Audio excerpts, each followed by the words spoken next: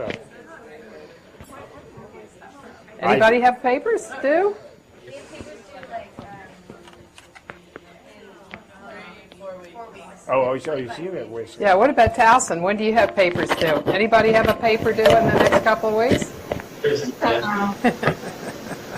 I was just working on mine. I'm a graduate student now, and I have a paper due tomorrow. So how much of it have you done? Ooh, a little bit of it. That's going to be an all-nighter. No, actually, I'm in reasonably good shape. I'm in reasonably good shape. That's good. It's a pleasure this evening to welcome Mike McCurry, as press secretary to President Clinton. And as he was indicating, today he combines a couple of different roles. He works at Public Strategies Washington, and he works with corporate clients and with a lot of nonprofits as well. And he is a student. He is working on a master's degree in divinity, and it's an academic degree. And he is going to, with a goal. So there's no fear that I'm going to become a preacher. God still has standards, it turns out. So he is going to teach religion and politics. Yeah. Let's start there. When did you get the interest of doing this combination?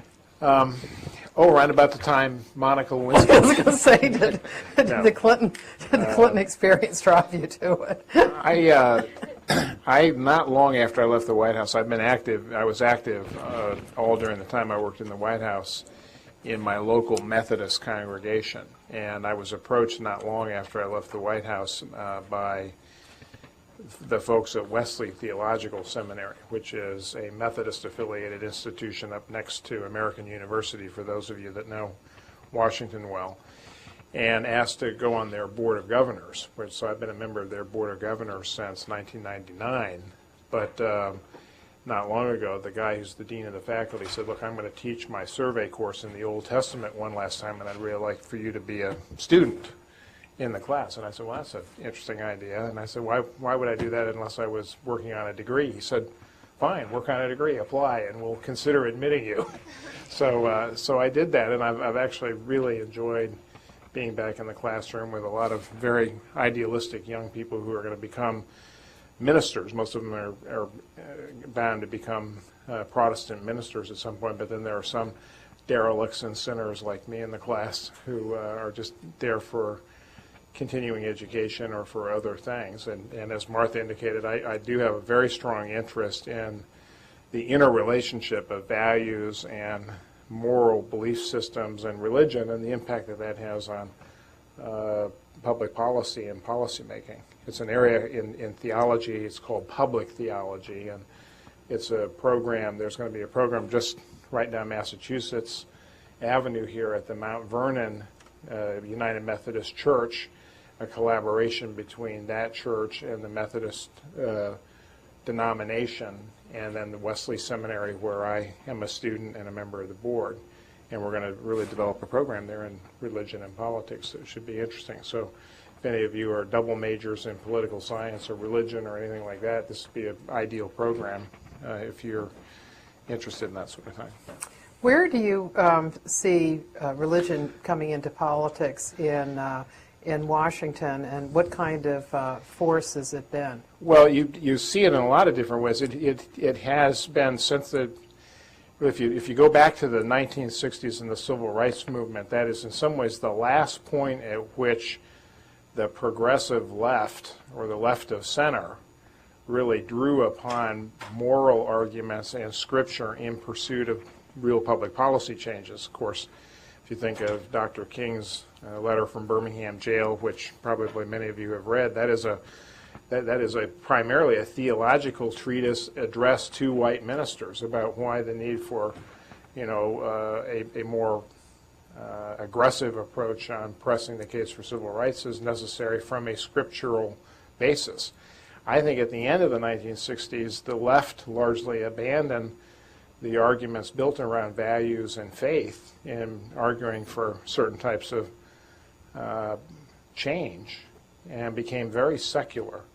And of course, in that same period, the Christian right became to dominate a lot of politics, and we began to think of, the religious debate being really focused much more on the conservative side of the agenda. But within the last 2 election cycles, I think progressives and liberals have rediscovered an authentic voice that's based on Scripture, and the Christian faith tradition is based around Scripture texts like Matthew 25 that really call on people of faith to be concerned about the least, the last, the lost, the people who are dispossessed, the prisoners, the hungry, the homeless. And so you see it emerging, to answer your question, in things like the debate over the budget. The budget is primarily a moral document because it reflects priorities and what we value as a society and what is the common good. I think you see it in the debate now over issues of war and peace. You certainly see it reflected in some of the comments around torture and what is, the moral argument against treating fellow human beings in that way. I think you see it around debates about environmental protection and global climate change. In the faith tradition of the Abrahamic religions, it's about how do you protect God's creation. So I think you're seeing it now play out in a lot of different ways, and I think it's a very healthy thing. I think it would be wrong to sort of impose religious perspective on all matter of conversation about public policy, and I think there are plenty of people in this country who are secular or non-believers, and I think if you look at Obama, remember his inauguration address, he made a careful effort to acknowledge that freedom of religion includes the freedom to unbelieve, if you so choose. So I think we've got some interesting things going on, interesting new contexts of debates, and it's particularly among young people. I see this now, I guess, because I'm more on campus, a real hunger for more conversation about how religion and faith informs the public marketplace.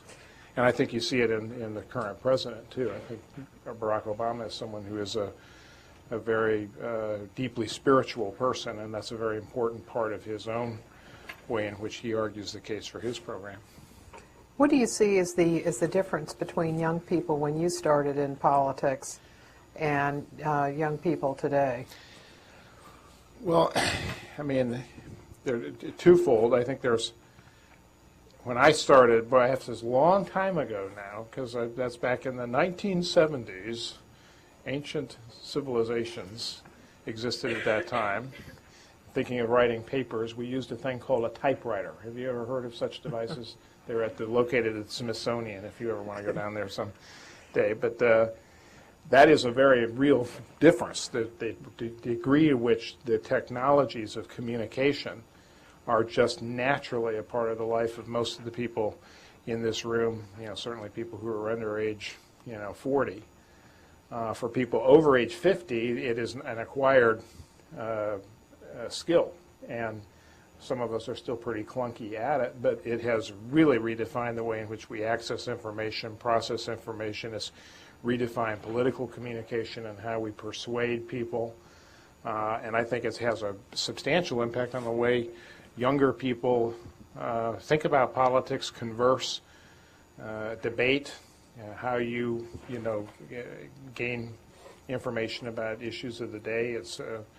It's really profoundly different now, and we probably will talk a lot in the session tonight about the impact of the 24/7 news cycle and things like that. But so part of the answer is it's mechanical. The technology has become so embedded in the way we live our lives, and I think younger generations have a different way in which they've processed that technological change. And then the larger one is the degree to which there's a sense of communal good or common good, and an idea that we're not all out racing off to become investment bankers at Wall Street anymore, since it ends up that's not such a hot career these days. I think there is more interest in how we collectively take action to improve the lives of entire communities, and I think that's a more idealistic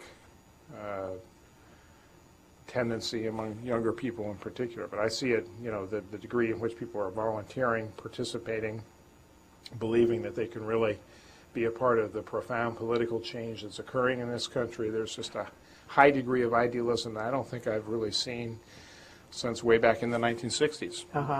And also a tolerance among young people that that maybe older people do not have. For example, even within the conservative movement, while the older parts of the conservative movement are very much against gay rights, for example, that's not the case. In younger conservatives, just don't see that as an issue that they're particularly interested in. They're not going to waste their time on it. I really believe that's true. I think if you look at the exit poll data from the last election, there is a marked shift of opinion below age 50 and above age 50. And of course, if you're a partisan Democrat the way I am, it's actually largely favorable to our side of the argument, because under age 50, it's disproportionately Democratic leaning in terms of the partisan composition, disproportionately left of center in terms of the ideological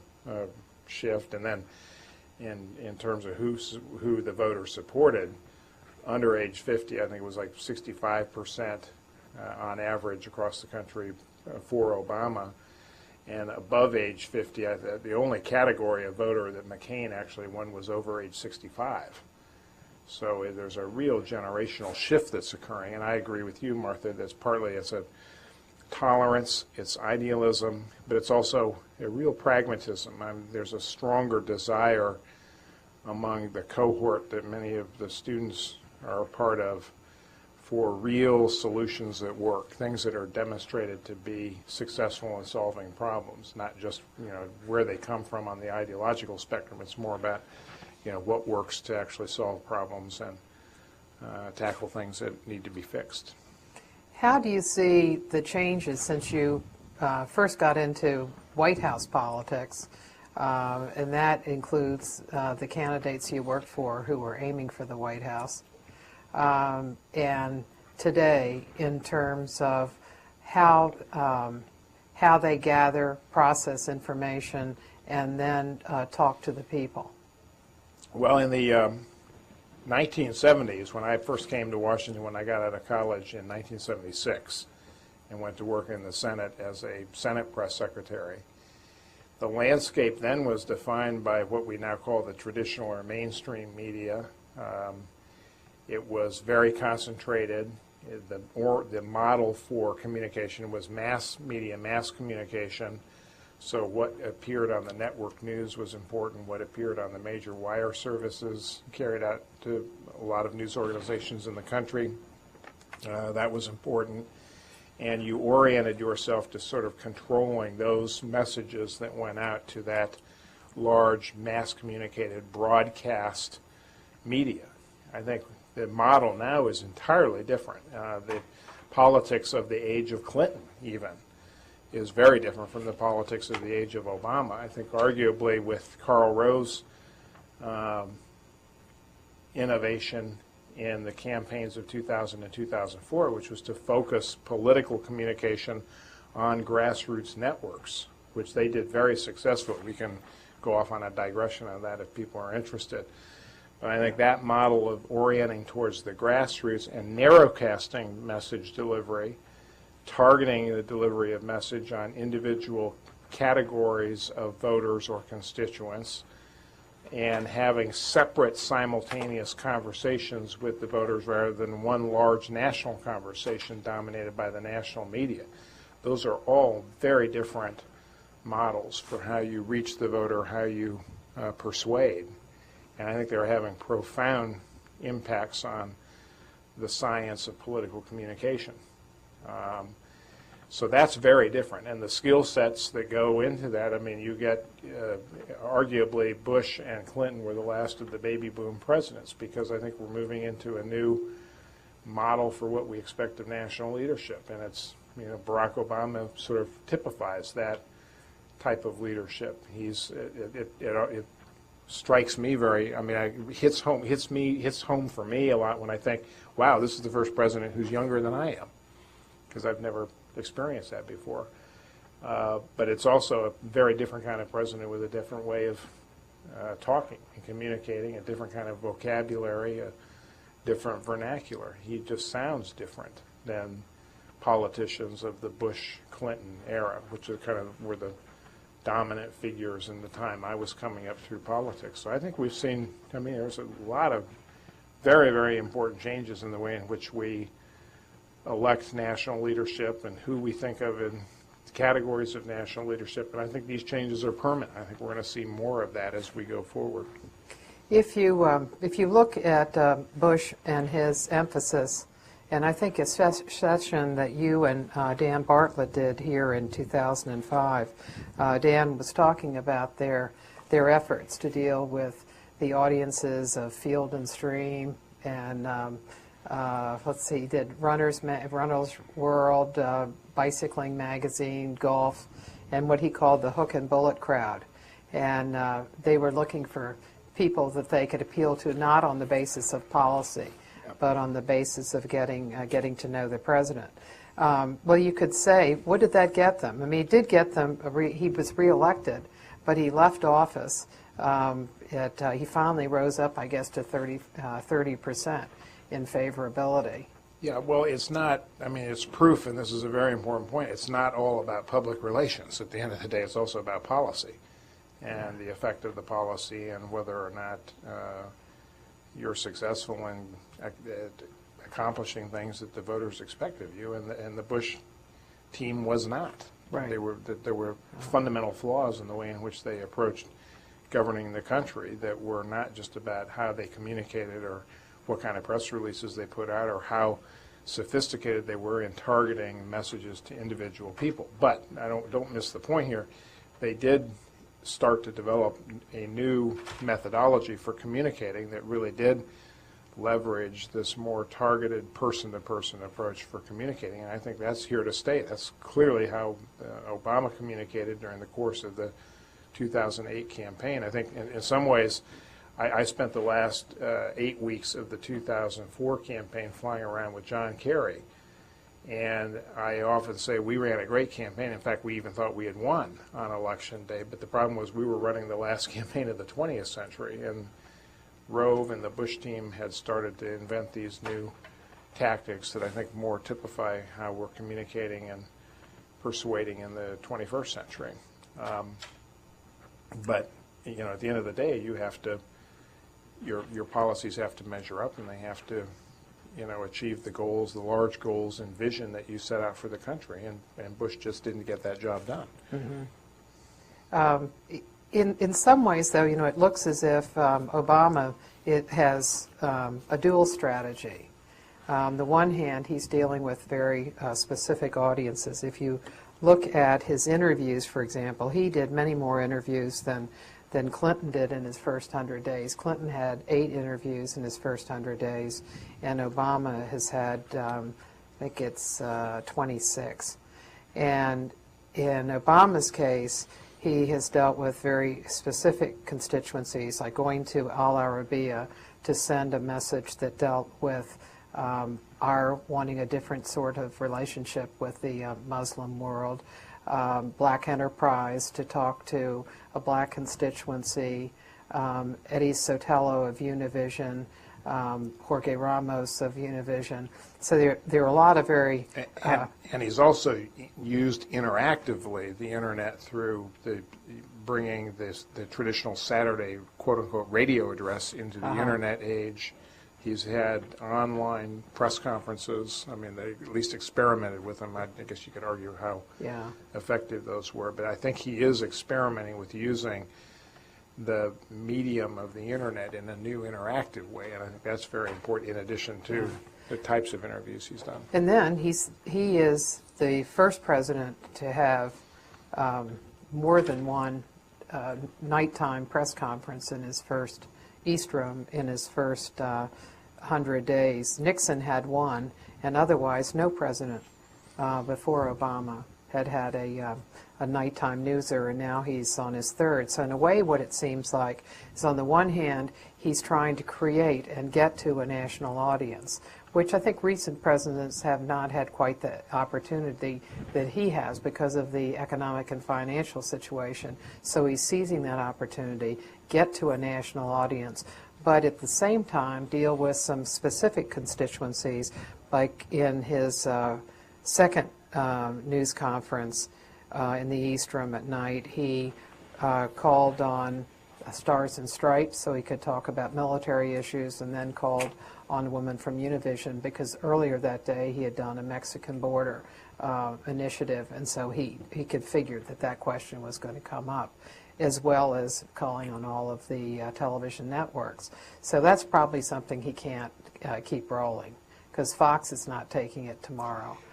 I think that was his ability to get that national audience is a combination of extraordinary interest in him because of the historic nature of his presidency, the multiple crises that he's had to face in the first 100 days of his presidency, with everything happening both overseas and in the economy. And then I do think that there is I'm not suggesting that there is not a national press corps or a White House press corps that follows the president and creates a narrative that is a part of what, a day in the life of the president is about. The best evidence of that is the Obama puppy. Like the whole country knew about that. There was a national conversation around that interesting personal glimpse in what his life as president was like with his family. So there is interest in that, and there is a national narrative that develops and that kind of goes into the image or the brand that we associate with the figure of the president. But the important point, and you're hitting on it, is that underneath that there was this very targeted, direct way of going and talking to specific audiences about things that the White House knew that audience would be interested in hearing about, and I think that's a hallmark of what the new model of communication is about. What makes that new model possible? What are the technical elements of it? Well, one is just the collapse of what we call the mainstream media. There's just the fragmentation of the national audience, which no longer now rivets around 3 network news broadcasts that come on at exactly this hour every night, because appointment television and a national audience gravitating to a national broadcast news doesn't yield the same percentage of an audience that it used to. I think even as late as when I was working for Bill Clinton in the 1990s, you could still get 75–80% of the country reporting that it was getting some substantial portion of news from those network news broadcasts every night. That percentage is down to something like, 30–35%. Mm-hmm. So we see the audience filtering out to cable channels or internet-based channels or blogs or whatever people are going to as a source of information. And I think, by the way, increasingly not electronic delivered journalism either. They're going to people they trust in the community. They're going to people who are, at the PTA meeting or at church or at the supermarket who look like they're, knowledgeable, and there's someone that you can trust because they seem to know what's going on. I think those are reliable communicators for many people, and that's where a lot of information comes from. That's one of the reasons why I think the politicians are shifting their message to delivery to what they call the influentials in a community. There's much more attention being paid to that kind of communication as well. So there's part of the ability to do this is just the fragmentation of the audience. The second thing is the enormous capacity of the internet and data management to target individual consumers of news. We give up an awful lot of our personal identity when we're online. We indicate to large content providers, content aggregators, who we are, what we're interested in, what we're likely to click on or look at. And very large, massive businesses like Google are built around the information we voluntarily cough up about ourselves as we use this tool, the internet, to do what we want to do. And so that makes more possible the high degree of targeting that you see. And then I think the other thing is that just people are interested in niche areas. You mentioned Dan Bartlett from the Bush White House communications operation indicating that they would target runners or hunters or people who had their own, they did a long interview with Ammo magazine with President Bush. And presumably the Obama people are doing some variant of that as they reach out and communicate with niche audiences as well, because people, like specialty publications that respond to the personal interests that they have in life, and that makes targeting like that more possible as well. What about targeting individual voters? Because I know from students who have had internships during election years in the last couple of cycles in Maryland, that they were armed with statistics that would tell them in individual households who to go to, not only how they were registered, but whether they had voted, and other factors about them as well. Well, that's old-fashioned targeted voter mobilization. The equivalent of that in the early 20th century were the ward machines that actually kept 3x5 cards on people, and they knew every household and what every household's need would be, and that there's a political machinery that does that. But the other important part of this is the way in which you interact with the information if you're online and get drawn into the conversation. It's not one way. I think it's very, very critical. It's not just someone from on high delivering information to the individual household. It's asking the individual household to respond, to interact, to voice an opinion, even sometimes to participate in governance. Give us your 10 best ideas, or vote for this commercial over that commercial. The different ways in which I think the Obama campaign successfully engaged a lot of their supporters online was really about this new model. Now, they were trying to search for ways to convert that into governance, and it's not clear that the tactics of voter mobilization easily convert over to the more difficult task of helping run the country.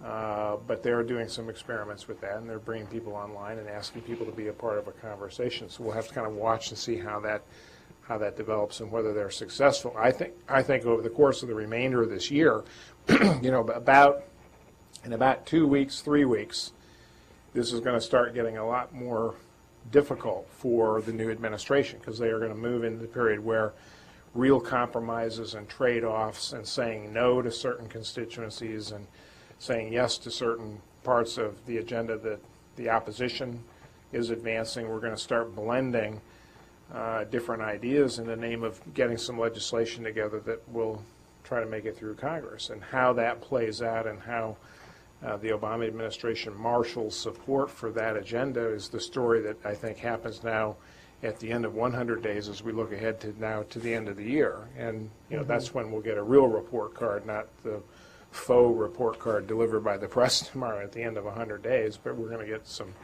real results on whether or not we've started to bring the change that we can believe in to the way business is done in Washington. When you look at the internet, all the information that we have, we certainly can't complain that there's not enough information, but we could complain, as we've talked about before, and you've observed, that it's not a question so much of not having enough information. It is, how do you bring understanding? How do you manage that information and pull it together in ways that even people within an administration can understand, as well as the public at large? How do you do that?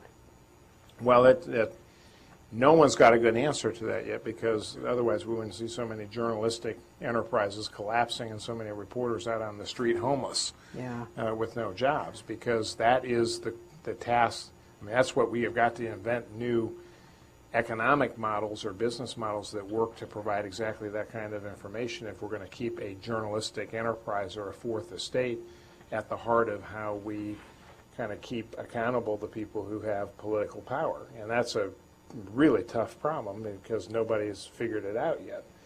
But my argument is that, yes, there is. I mean, there's so much information out there, it's just incoherent. And so the news sites that are aggregating content that also have simultaneously a reputation for complete accuracy and reliability, I think those are the ones that actually will bring something of real value to a consumer.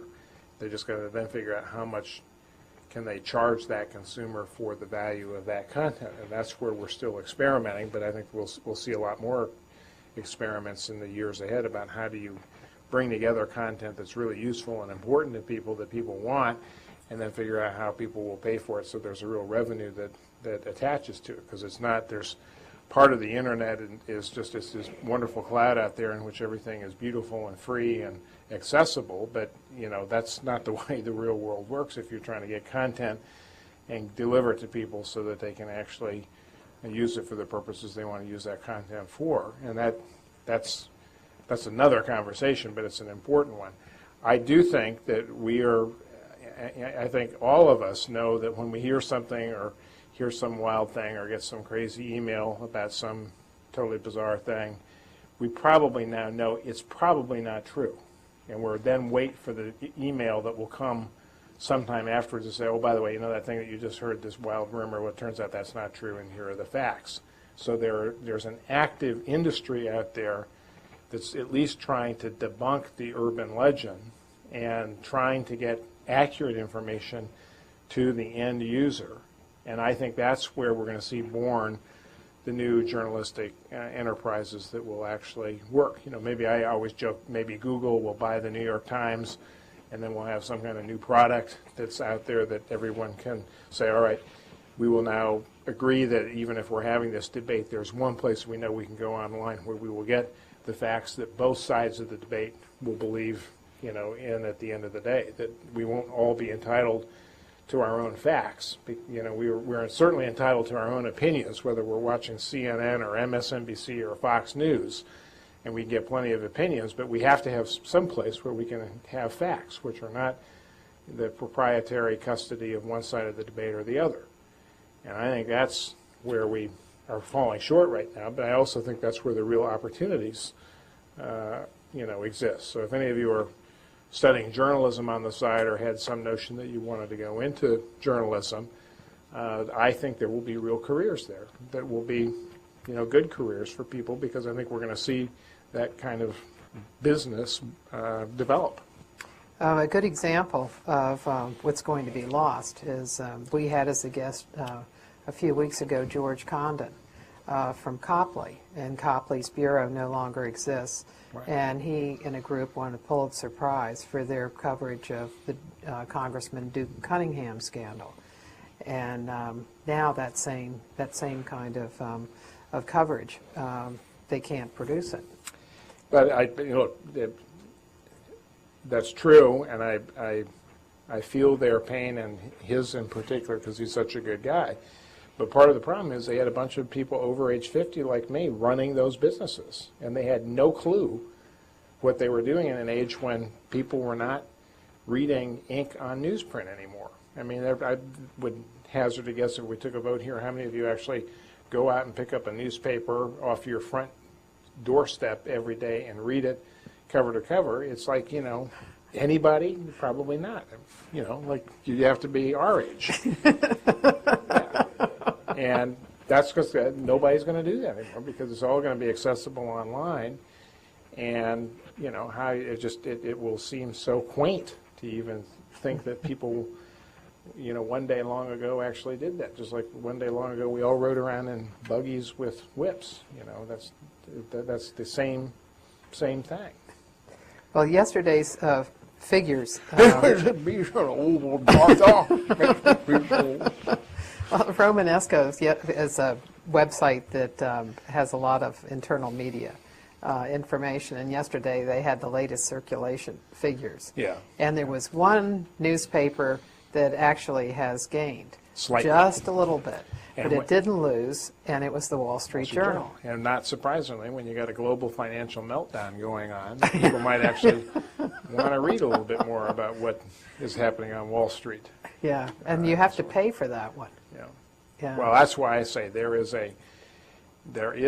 are models that I think will work when people will be willing to pay for content that's important to them. My kids will pay, and they've stopped illegally downloading music. They use iTunes. They kind of got with the program of what it takes to download something, and they know they're going to pay 99 cents or whatever to get a song that they want, or whatever the charge is. They know that they have to charge if they're going to download some cool ringtone that they've heard, and that there's going to be a fee for that. So I think we can acclimate people to the idea that there's something that they pay for. I mean, we know we pay for the newspaper. We just don't quite understand how. We know we pay something. I think we will get to the point where we will figure out revenue models that will work. In the Clinton administration, Clinton was very interested in the internet, in addition to Gore being very interested in it. I can remember several different events where they brought people in from all of the major companies, including the computer makers as well as internet startups. Was there ever a discussion about what would the impact of it, because I know he was very interested in having a free internet. Was there any discussion of what impact that a free internet would have on the gathering and dissemination of information? No, not at that level. I mean, the policy discussions around the internet were more about what is the role of the federal government in advancing this phenomenon, and it was centered around the 1996 Telecommunications Reform Act. Mm-hmm. And it was a conscious decision led by Vice President Gore to say we should not apply the rules of telephony that govern the plain old telephone system to the emergence of this advanced services that are being offered by telecommunications for the internet. It's a very important theoretical debate that goes on, because was the internet or not, was it or was it not born of government involvement? And yes, in part it was investment of people who worked in the defense sector who were trying to create networks that would network computer systems so they could do certain kinds of things that they wanted to do.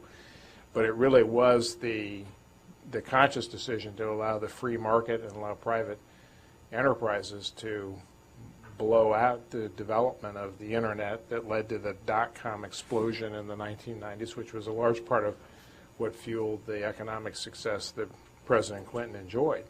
Now, some of that washed away in the bursting of the dot-com bubble in 2000, but a lot of it did last, and we've had kind of a resurgence, and clearly the internet digital economy is a very critical part of our economic future now. But we did not, and I plead guilty on this, I did not recognize, just as one example, the profound role that the internet could have in providing information to the public. We had some guy off that was creating the White House website, and they were going to put transcripts of my press briefings there, and I checked the box and said, sure, that sounds like a great idea, go ahead and do it. Who's going to want to read that? I just sort of discounted what the importance was. But that's become a critical tool for people who are trying to understand the processes of government, and I'd argue that we're not doing a good enough job of bringing technology and creativity into how we make public information available.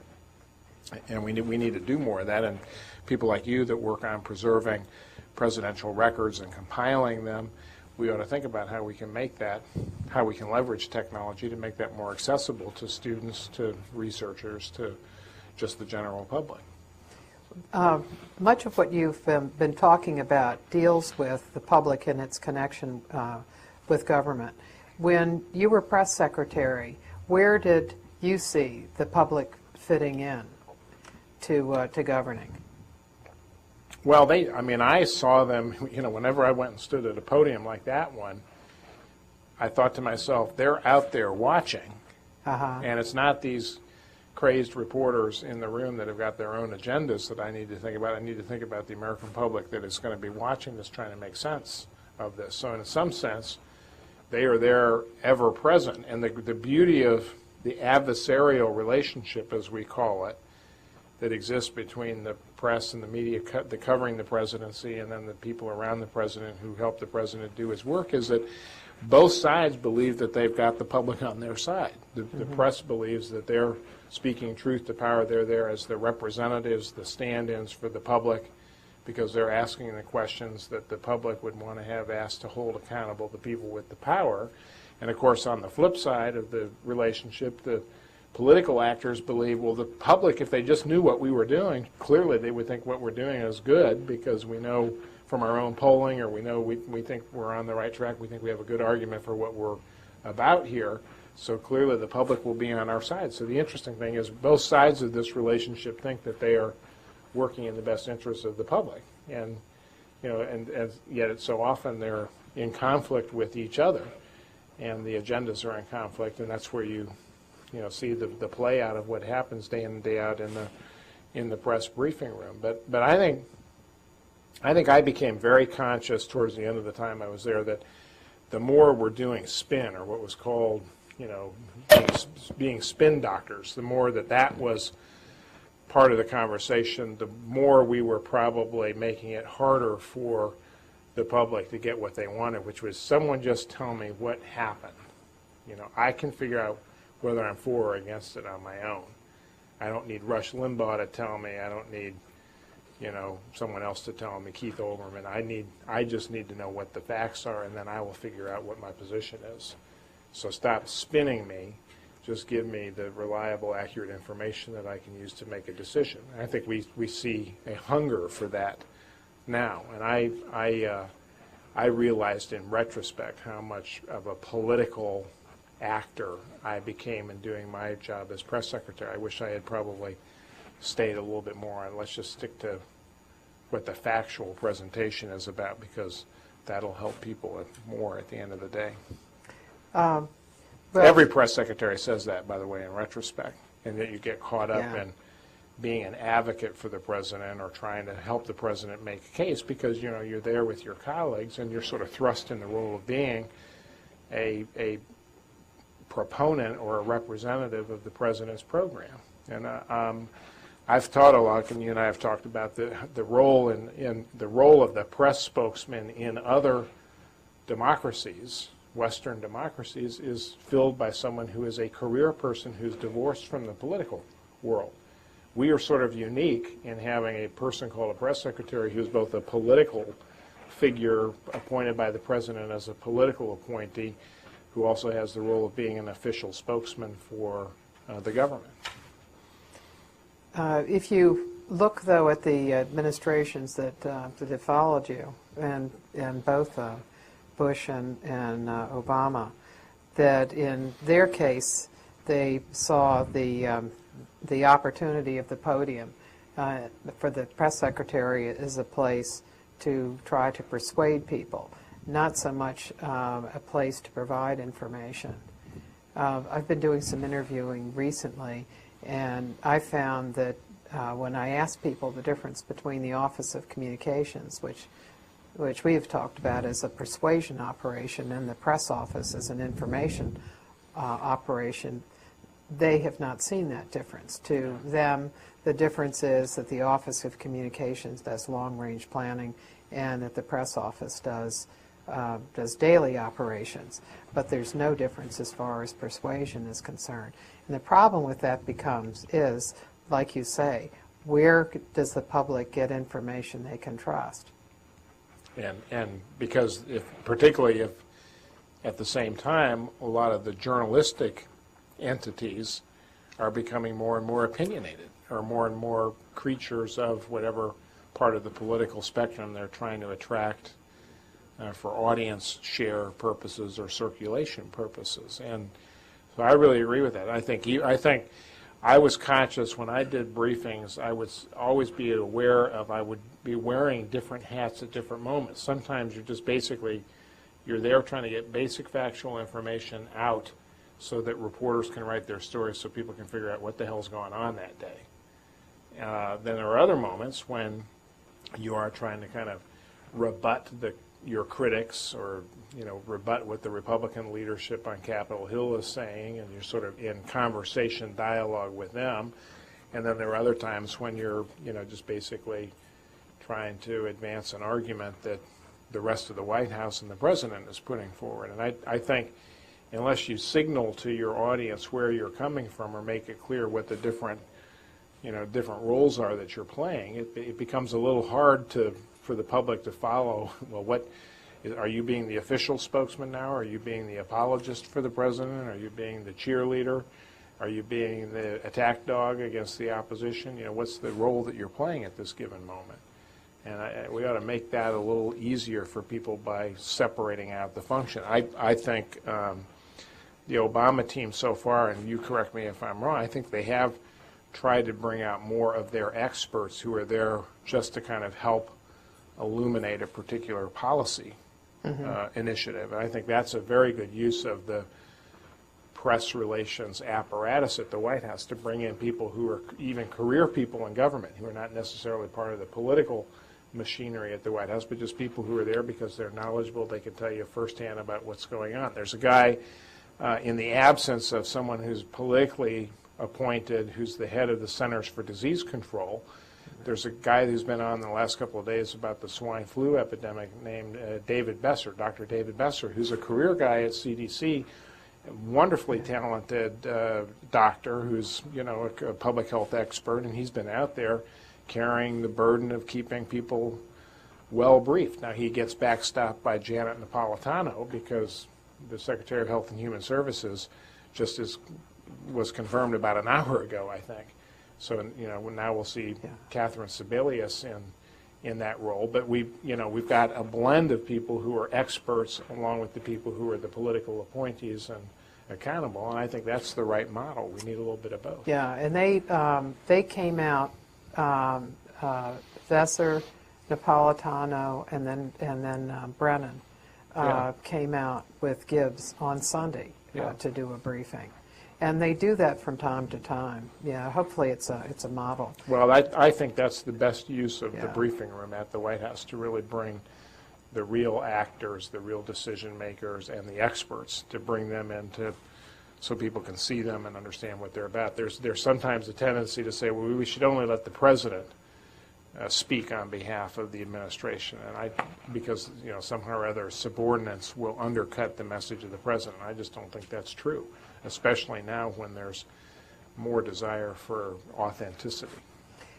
You mentioned polling a little while ago, and I don't know how many times in the briefing room, and it's that we've heard the press secretary, and we've also heard presidents say, I don't pay any attention to polls. And yet we know that large amounts of money are spent on polling. What's your observation of the way polls are used? I know the public thinks that they're used in a way where the president will decide what issues he'll go for and which ones he'll avoid. Well, they're used primarily, in my experience, and I think that's probably true of most White Houses, what arguments best advance the case that you want to make. I mean, if a president is making critical decisions based on which way the wind is blowing, that's not going to be a very effective president to begin with, in my view, because I think the American people smell through that kind of raw political calculation. But the use of polling to better understand how do certain audiences hear an argument, what's persuasive about what the opposition is saying, how effective is the counter-argument to the thing that you're going to be proposing, I think those are all pretty interesting and important uses of that kind of research. And they help you frame the argument that you're going to make and help you become more persuasive. And I think both sides have got, usually in a political debate, both sides have access to exactly that kind of research, and people, as a result, make the best case they can make for the position that they're defending. So I think there's a good positive use of that kind of data. But if you pick it, say, here's a list of 5 things, and which one polled the highest, and that's what we're going to go out and do today, that gets to be a little crass. So in the Clinton years, it was somewhat apocryphal and somewhat true. That's for a good dodge, that Clinton's choice of where he was going to take his family on a family vacation was driven in part by how people would react to the choices he made. Like, was it better to go off to Martha's Vineyard and sip Chablis and eat brie with all the liberal hoity-toities, or was it better to go camping in Wyoming? And I think the first family went camping in Wyoming. I believe that was the last time they tried that together. And that was... Was polling a part of that decision? I'll never tell. I guess I just did. Can you think of some cases and some arguments that were developed through polling of tough issues where you tried different arguments and then through polling? And Well, one that was for me was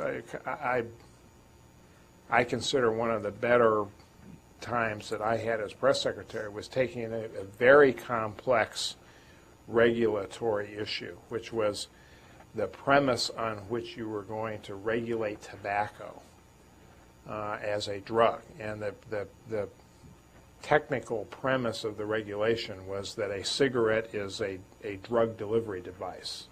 A cigarette is a drug delivery device designed to administer a dose of nicotine to the human body.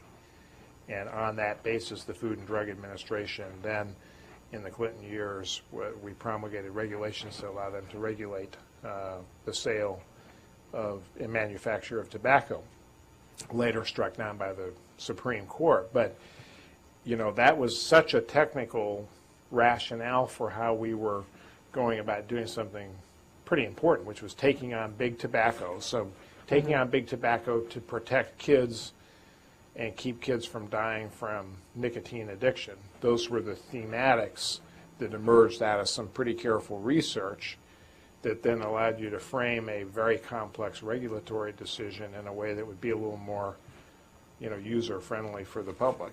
So that's an example, because if we had started with getting down into the weeds on how we were drafting the regulation, I don't think anybody would have paid much attention. In fact, we did that. We brought in the Secretary of Health and Human Services and the head of the FDA to do the briefing, and it got so technical and bogged down that the reporters were scratching their heads saying, we can't figure out what this is all about because it was too complicated. So we, you know, finding ways to actually frame those things so that they had a little more resonance, that was important. And you see this from time to time, and it's really more about the language that you use. A pretty complicated debate about inheritance taxes in America and what value should we tax at death became, for the Republicans who cleverly were against any form of that type of taxation, the death tax. And by creating a phrase that really sort of owned that debate and framed that debate, I think they were very successful in making a political argument why there shouldn't be taxes on any form of generational inheritance. Can you think of an issue that that you all just couldn't sell? That there was no way that you could get it across? Yes, there was early in the Clinton presidency in 1995. We had, and this is in the era before Lou Dobbs, we had to make a case why the United States should be in support of a financial instrument that would help bail out the Mexican peso. And there was just no conceivable way that you could try to win that debate with arguing why it was in the interest of the United States and our economy to go rescue the Mexican economy. And, you know, President Clinton said, well, we don't really have a choice. We have to do it, so we'll just have to try to make the best argument we can. But it was not very politically popular, and it was very hard to sell, and it involved a lot of currency questions and the functioning of international financial markets, which I think is very difficult stuff for people to understand anyhow. I brought people over from the Treasury Department to explain it because I wasn't competent to do it myself. So there are sometimes when you just have to, the functioning of government requires you to do something that's not going to be a winner, and you just have to accept that and do the best you can. Okay. Let's take some questions. Towson, you have some questions there?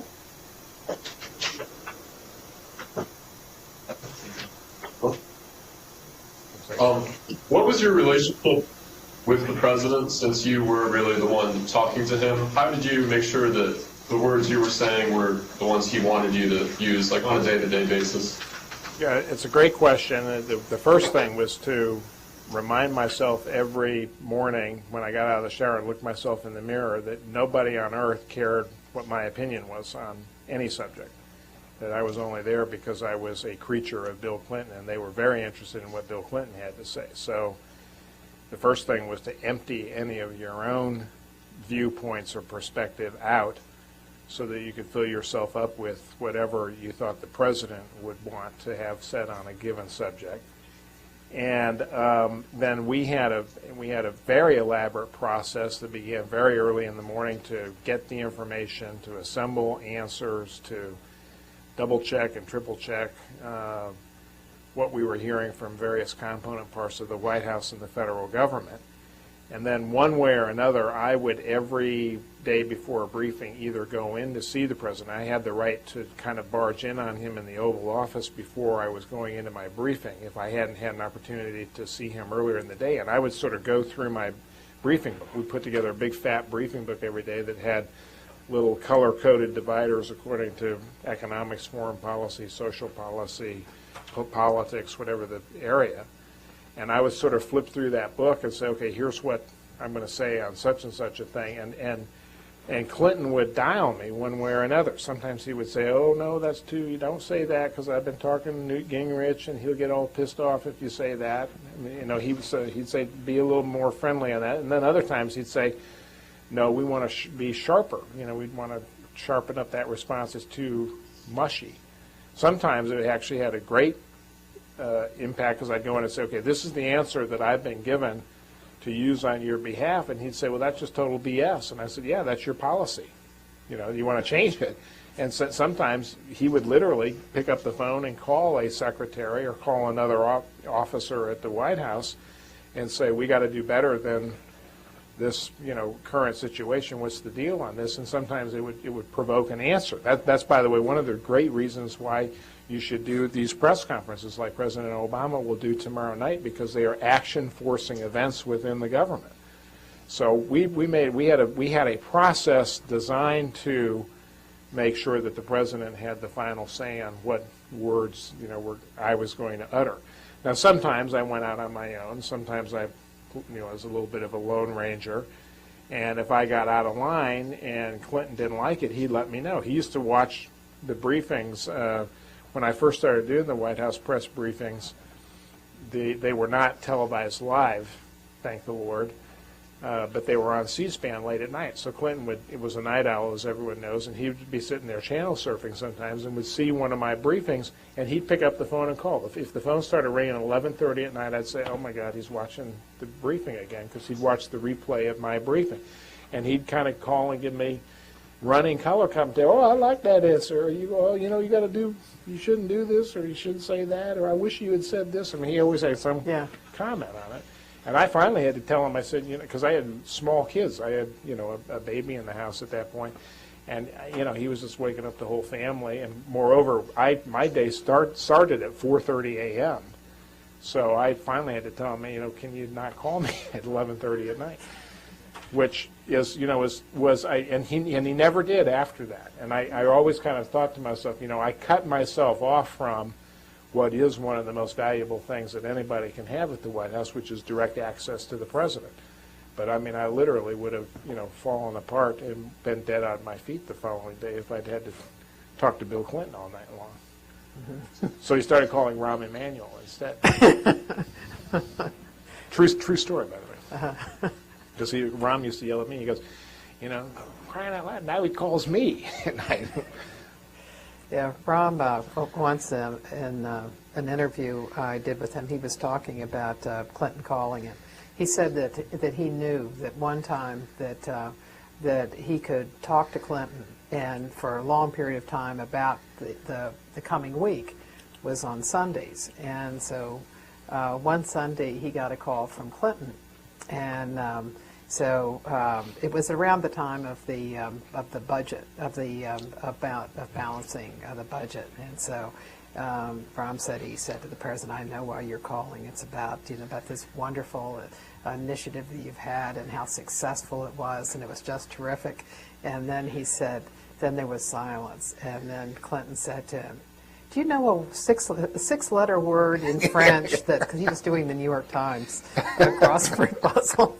But that's true. I mean, he would do the crossword puzzle and watch the briefing and Lord knows what else. So. You all have a question? Over here? We'll take you next. Thank you. President Clinton is always criticized for his inconsistency and indirection with his domestic and foreign policies. For example, Sino-U.S. relations experienced huge downs and ups during his administration. I'm wondering, did you feel embarrassed when you had to change your tone from time to time when confronted by the media? How did you deal with the situation? Thank you. Well, it's a good question. And it's a good example. And it was abrupt changes of policy in the foreign affairs area usually came about because of issues that had been raised during the campaign period.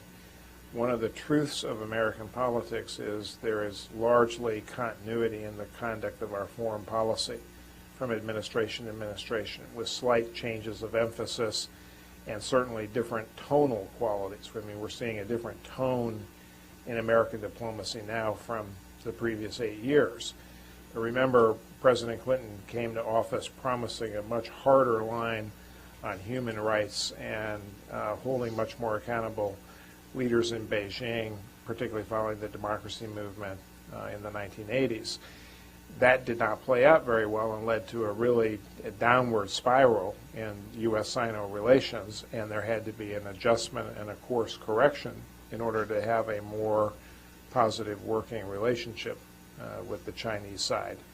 So there was certainly some shifts. Now, was that embarrassing? No, because it largely was opaque to the American people. It was very highly visible to the Chinese side when we made shifts in our diplomacy, even gradual or minute shifts. But there was very little consequence of that on the U.S. side because there was just such not a great deal of interest, not a lot of coverage. We did not do many 180-degree reversals of position. In fact, I'd be hard pressed to think of one. There was one that was embarrassing, I think, to many people in the White House was during the course of the 1996 re-election campaign. President Clinton agreed to sign a thing called the Defense of Marriage Act, which I think was an openly anti-gay piece of legislation, but it was politically, at the time, popular and very hard for him not to sign it. The justification was if by signing that he prevented a constitutional amendment on gay marriage from getting political velocity. But I don't think many people were me included, very happy with having to stand up and defend that decision. I don't think President Clinton was very happy having been put in the political position of taking that position. But I think the complexity of managing foreign policy in the face of certain promises made during the campaign was something very hard for President Clinton during the first term. There were a series of issues, Somalia, Haiti, Bosnia, in which the rhetoric of the campaign couldn't be matched with the reality of governance when we actually were responsible for running foreign policy. You see some of that same thing happening now with Obama. There's been a marked shift in his tone on things like free trade agreements from the rhetoric of the campaign to the reality of governing. And that is probably normal course of business for most presidencies. In this past week, he spoke about Armenia. Yeah. And during the campaign, he had talked about its genocide rendered against the Armenians. Yeah. And then when you suddenly understand the way in which that will have impact in Turkey at a time when the secular government of Turkey is fragile because of perceived slights to nationhood, then you begin to moderate the tone, which is exactly what Obama did. And he did it just like Clinton did the same thing Clinton had done during that. Yeah, and in his case, he said, my policy is the same, my feelings are the same, I'm just not using the word genocide because it has such enormous implications in it as far as our relationship with Turkey, and I find that destructive, so I'm not using the word that I used during the campaign. Towson, question? You spoke about you're talking about religion being a source of our moral values, and I guess thinking about that a little, do you think it's still appropriate for Americans to talk about one nation under God, or in God we trust, and if not, what would be a more appropriate phrase in those situations? as far as moral guidance is concerned? Well, I think one nation under God is, I mean, there are different parts of the myth of we the people that intersect profoundly with the Judeo-Christian myths that are at the basis of those two faith traditions, because the founders themselves were so closely, wrapped up in the spiritual life of the country and the spiritual DNA that is part of what being an American is all about. Remember that religious freedom is why many people came to this country, and separation of church and state was at the heart of it, a protection for people to worship God in the way they wanted to worship, so that there would not be a state establishment of religion. That's what, in modern times we talk about the separation of church and state as if they are two never to be touching each other. But in fact, the history of the Establishment Clause was to protect a very robust religious faith life in the country that emerged as part of our history in the colonial times. So I don't think, I think it is, this is a country where 80% of the people profess themselves to be believers. A good 2/3 of the country believe that, they are religious people themselves. Something like 60% of the country believes in the literal interpretation of the Bible. It's a profoundly religious country. And I think understanding how faith can shape decisions in the public realm and embracing that and not being and talking about it in a more conscious way, I think is a very healthy thing. Now that goes with the stipulation that you respect those from different faith traditions and respect those who do not profess a religious faith. But I do think that we are a country with that tradition, and it would be hard for us to walk away from that tradition, including in the way in which we stamp slogans on our coinage, among other things. Yeah. Over here. Thank you.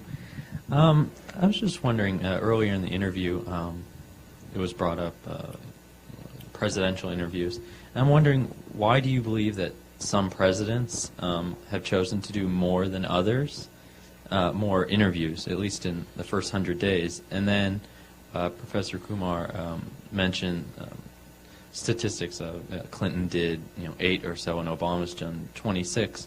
And I'm wondering if you at all regret not pushed Clinton to do more, but that he had done more interviews. Do you regret that now? Well, I have at least some. I get off the hook a little bit because I was at the State Department during Bill Clinton's first 100 days. I wasn't actively at the White House, but I think Clinton was generally seen as a fairly accessible president during those first 100 days. In fact, almost too accessible in the minds of White House staffers who eventually had to curtail access, because it's not, as Dr. Kumar can tell you, it's not just the formal interview or the formal press conference. It's also the less formal encounters day in and day out in which the press has an opportunity to question the president.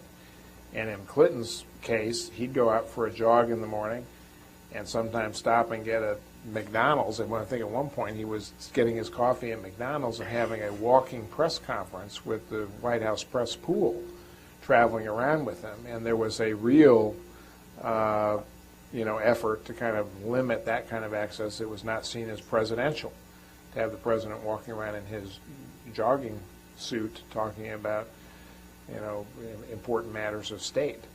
So access by the media to the president is something that really is heavily litigated always between the press corps that's at the White House and the White House staff and the president. And I think on balance, I think Clinton got to a point where he was in the early part, in the first term, first 4 years, he was comfortable in his interactions. We did quite a number of interviews. I think the number, though, reflected more what we've talked about earlier in the evening. It was there are such an explosion of diversified publications that reach niche audiences that if you want to try to hit those targeted audiences, you do more of those kinds of interviews rather than the broad-based interviews with the network television or the large national newspapers. So I think it just is, it's part of the shift, and part of the numbers reflect the changes in the media itself over time. And I think, too, if I look at three types of interchanges: presidential press conferences, and that breaks down to joint and solo; short question and answer sessions, which is where a pool of reporters that Mike's talking about, like in the Cabinet Room, Oval Office, Roosevelt Room, and then interviews. And Obama has stressed interviews, and what he has not done were short question and answer sessions. In the contrast is enormous, because at this point Obama's done, I think he did one yesterday, so it's up to 17. He's done 17 of these short Q&As, and Clinton had done 82. Yeah. And That's- Bush that's- had done 59. Right. That is the big change in Obama, is the impromptu Q&A, which is more likely to be diverted off to some other subject that the press corps is interested in. They have really throttled back on that in favor of these more formal engagements when it's a sit-down interview and the subject matter is more or less known to the White House staff in advance. And I think that's a real change. I mean, they are much more disciplined and precise about managing their encounters with the media, right down to the president standing there and being very, very clear that he is calling on a list of reporters that's been handed to him by his staff, and he's not going to pick favorites in the room. He's going to go through a very carefully constructed list.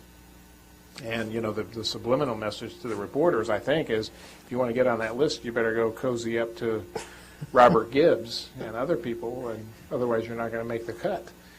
That's a very different, it's a change in the power relationship between the media and the press. I never would have dreamt that I could get away with something like that when I was at the White House, but I think things have changed so much because the power equation is so much different. That the press doesn't have kind of the inherent power that it used to have, even a decade ago. If you had told Clinton who to call on, he would have. He probably wouldn't have followed. He wouldn't have listened anyway, because he knew the press corps. And he knew the rhythm yeah. of what he wanted to do, too. I mean, I'd stand in the corner and say last question, and then he'd let the press conference go on for another 30 minutes sometimes. Yeah, in the State Department. Yeah, he was just... Several times he was trying to stop it. He enjoyed it. It was performance art for him. I think when you watch Obama do these press conferences, you get no sense that he enjoys the encounter. He's very businesslike and very... he knows exactly what he's trying to get out of the session and what he's going to do and what message he's there to deliver, and he's very disciplined about it. I think that an example of why they stay away from the short Q&As was last week. I think it was last Tuesday when the president was asked about torture and the torture memos and what kind of action should be taken, who was going to be held responsible. And he kept that issue going in a way he had not intended. Right. And so the press secretary, on 2 occasions since then, has sent a message that they're not going to do that again, that was a mistake. When a reporter was saying the other day, was asking about something that Gibbs said, we don't deal in hypotheticals. And so the reporter said, well, the other day, and the president was talking about what should be done on torture. He's dealing in hypotheticals. And so Gibbs said, let me reiterate, there is going to be no discussion of hypotheticals from anyone in this administration in the future. So I thought the next 100 days there probably could be fewer than 16 short question and answer sessions. And on news conferences they had pretty much the same, except that Obama's had 3 nighttime news conferences and Clinton had not had any. But in the joint news conferences, one of the things that I thought was interesting in the differences is that in his first 100 days, Clinton had joint press conferences with Canada, with the Prime Minister of Canada. He had England, he had Mitterrand, he had Rabin, Yeltsin, and I think there were 8 of them, and Miyazawa from Japan, and all of them were in the United States. All of them took place in the United States, and it reflected his interest in bringing people here. In Obama's case, all of his joint newsers have been with foreign leaders, have been out at particular meetings. But So it depends on what you're doing. a reflection of some of the tonal quality in U.S. diplomacy, moving away from, the idea that we are exceptional and they would all beat a path to our door has given way to a need right now for more reaching out and more diplomacy to embrace this country is a little more on an equal footing. Yeah. Which consequence of the last 8 years. As press secretary, how do you handle a situation like, say, the Lewinsky case where the president really has no moral justification of his actions? And how, in your opinion, was Clinton almost able to overcome it and yet remain so popular amongst Democrats even over the past few years? Well, I think in that instance, everything about the normal way we did business at the White House got turned upside down. I spent most of my time as press secretary working hard to get all the information so that I would be on top of anything that developed at the White House and know what the answers to the follow-up questions would be. We worked very hard at accumulating that substance. When it came to Bill Clinton and Monica Lewinsky, it was exactly the opposite, which is there was one statement that had been developed by the president in consultation with lawyers. None of us had talked to President Clinton about the matter because if we had, we would have been subject to subpoena and would have had to hire lawyers ourselves. So we never had private conversations about what's the deal with you and this intern.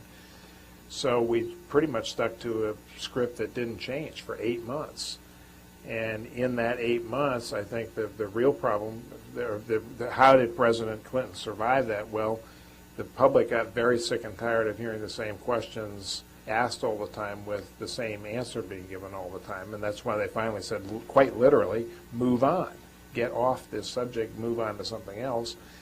And then secondly, people were very satisfied with Clinton's performance in office. His job favorability ranked high, the performance of the economy was strong, so people felt secure about their economic future, and they just came to believe that there were more important things than what Clinton did or did not do with this intern. I think you're right, your premise of your question, there was a loss of moral authority because of what President Clinton eventually had to confess that he had done that probably made it hard to achieve everything that he wanted to achieve in his presidency. And that was a big price to pay for, his behavior. So he paid the price. He made the apology appropriately to the country for having misled the country, even though I think in his heart of hearts, believed that he had not really misled the country. But that's all, how do you define sexual relations? Anybody like to go there right now? Well, the answer, for those of you who are young and don't remember, it all has to do with oral sex and how you count oral sex at the end of the day, which was a fun thing to have to stand up and talk about day after day for 8 months. When you know your wife is watching the briefing. So, anyhow. But I think that's the answer to the question. The question is just it went on so long that people just got so sick of it that they didn't want to hear about it anymore, and they tended to discount the gravity of the matter at the end of the day. And people are pretty forgiving. When Reagan was questioned about his role in Iran-Contra, and he went on television and made an apology. He said, "I really didn't think that we had anything to do with this," and then people bring me these memos showing that actually we did, but gee, I just didn't remember that way, but I guess that's the way it was. So you can apologize, but try to, at the same time, just keep on thinking what you were thinking. Yeah, in the back. Yeah, we'll take one him, and then we'll take one more, Towson. First, I want to say thank you. It's been very interesting. As a person who studies theology, what do you think Obama should do? What kind of church should he choose? Thanks. This is much debated now because there was a story in the Washington Post today about where will they eventually choose to go worship and what church will they become a member of. And I think, as much as everything that the president does, from picking a puppy to what schools his children go to all the kind of little quality of life things that come up at the White House, at the end it's like any other family trying to make a decision about where to go to church when they move to a new community. You want to pick a place where you feel like you are comfortable and you feel like the expression of faith and the proclamation of the gospel that you hear fits with what you personally believe. And I think in his case, it's going to be a place where two young children can grow up and be in a youth program and be nurtured in their own faith. And so I think that a large part of it will be where he feels like his kids will have a good experience too. He's been, he knows it's not just a personal decision because of the experience he had with the church that he worshiped at in Chicago and the more incendiary comments of the minister there, which was, probably unfair to Jeremiah Wright. I don't think that really reflected entirely his entire body of work as a preacher. But I think they understand they will have to be conscious of what kind of clergy leadership a church has, what kind of community is it. They will have an impact on that church. My friends at Foundry Methodist Church, that's where Bill Clinton worshiped when he was at the White House, and having the president show up for worship on Sunday mornings is, taxes the capacity of any church. So they'll probably have to pick a place that can accommodate the president and all the hoopla that goes with that on a Sunday. But I think it's a matter. As much as I've talked about this today, I still think it's for many people their expression of religious faith is a very private matter. For Obama, he's comfortable talking more publicly about his own faith, and I think how he worships on a given Sunday will become of real interest to the American people. Jimmy Carter, when he was president, actually taught Sunday school and was very active in the Baptist congregation that he worshipped at here in town, and maybe that's what Obama will do. It's probably something that will be very personal, and it should be authentic. I mean, I guess my only real answer to your question is that it ought to be something that's really true to what he and his wife and his family really want in terms of their own spiritual development. Towson, one last question. Last question, as we used to say at the White House. Yeah. Yes, sir. As a press secretary, the president's policies come before your morals. What suggestions do you have for this press secretary and how he should pursue his agenda and what he believes? Well, I hinted at this earlier. I think you pretty much check your own beliefs and issues at the door. I mean, I don't think you can be an effective press secretary if you disagree with everything the president is doing. I think you have to remind yourself consciously every day that it's not about the staff, it's not about what you believe, it's not about your preferences. You're really there to help the president convey what the president's thinking and decision-making is about. And I think Robert Gibbs, the current press secretary, has a very healthy view of that. He is both simultaneously a very valued advisor to Obama. Obama trusts him and likes him and really relies upon him for counsel.